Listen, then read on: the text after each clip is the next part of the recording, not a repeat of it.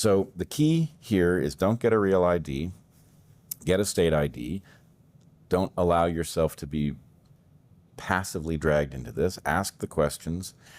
I would recommend that a passport card is a good thing to have, and that it neutralizes this issue at the airport. They don't even mention real ID to you because the passport card serves that function without apparently collecting the extra data that's so frightening here. So, and, you know, people have said to me, well, they have all the data, you know, what's the big deal?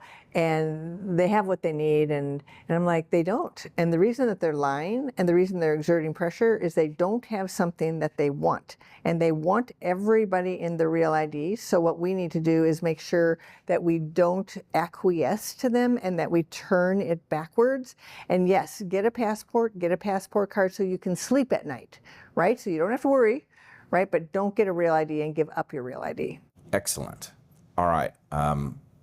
Very interesting that they have deceived us into thinking we are farther down this road than we are. Very interesting that this was moving slowly, dormant at several stages, and now is on the move again. I think that is our enemies accidentally telegraphing to us that they know that this has to be done now. And well, and there's two things here. 44% of all IDs and state driver's licenses are not compliant. So we want to get it up, like I said, to 46 and 48 and 50, right? So that's about all the people who are listening to you making a different decision. But the other thing is, don't wait until renewal. Get it done now, because the DMV agents have gone rogue.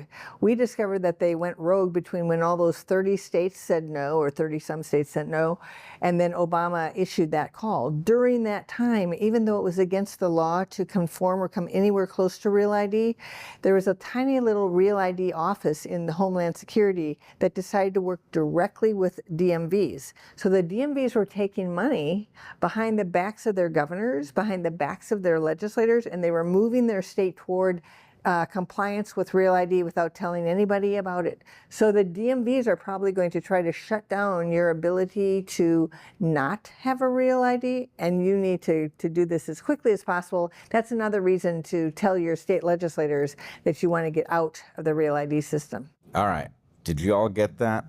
What you want to do is not wait for renewal. You want to get a state driver's license that is not a Real ID.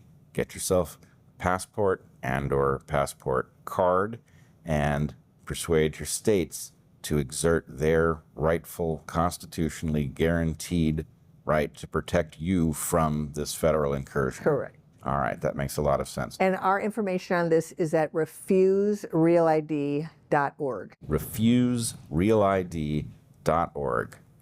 Twyla Braze, it's been a pleasure talking to you. It's been frightening to hear what you have to say, but I'm very glad that there is still time for us to do something about this. I want you to keep doing what you're doing and so spread much. the word, and I'll try to help.